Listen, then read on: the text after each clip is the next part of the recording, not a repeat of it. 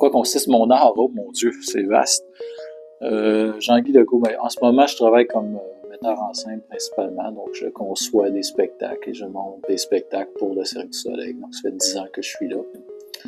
Avant ça, j'ai une formation en interprétation, donc je viens du Cégep Léon-Legros. J'ai fait mes 4 ans de formation là. J'ai joué, j'ai tourné, je suis allé dans le théâtre principalement avant. Donc j'ai 50 productions professionnelles de monter comme auteur, comme traducteur, comme acteur, comme metteur en scène, mais principalement comme metteur en scène. C'est plus comme ça que je me suis fait connaître.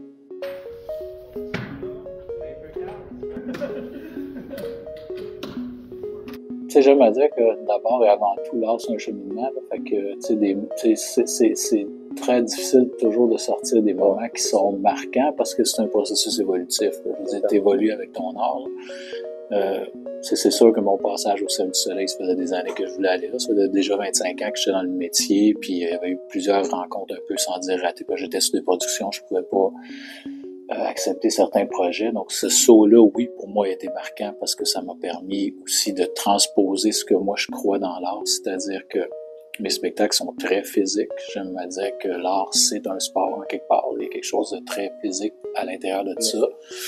Donc, à partir de ce moment-là, je trouvais que d'avoir le passage de la parole au geste, parce qu'en cercle, on s'entend qu'il n'y a pas tant de paroles que ça, c'est beaucoup plus les interactions liées au corps, à la performance. Puis moi, j'aime l'art performatif.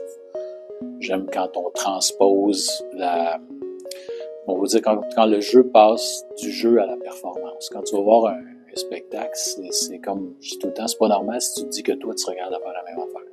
Normalement, quand tu vas voir un show, t'es impressionné, il y a un niveau de performance qui fait, tu dis, comment ils peuvent livrer ça, la dextérité du verbe, le fait comment ils arrivent à avoir ce contact-là, puis ce niveau de liberté-là qu'on n'a pas dans la vie normalement, puis t'es devant, je sais pas, moi, ça peut varier entre 3 personnes et 1200, 3000, 5000.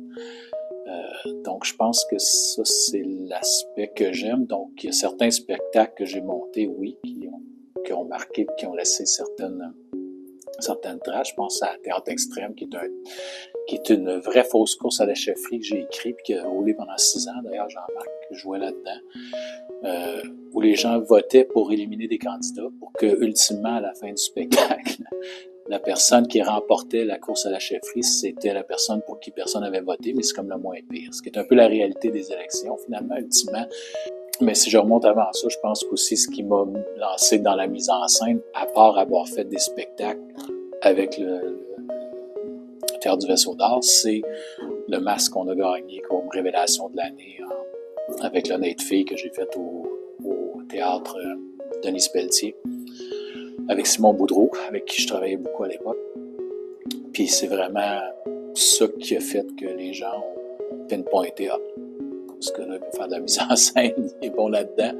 Ça m'a un peu sorti de ma vibe d'acteur parce que là, on me voyait comme metteur en scène plus que comme acteur, ce qui est une des dures réalités du milieu. Ouais, ça. Puis nécessairement les 10 dernières années au cirque, je suis allé à Malte, je suis allé en Arabie Saoudite, je suis allé partout avec le cirque. Ça, c'est des moments marquants, c'est sûr.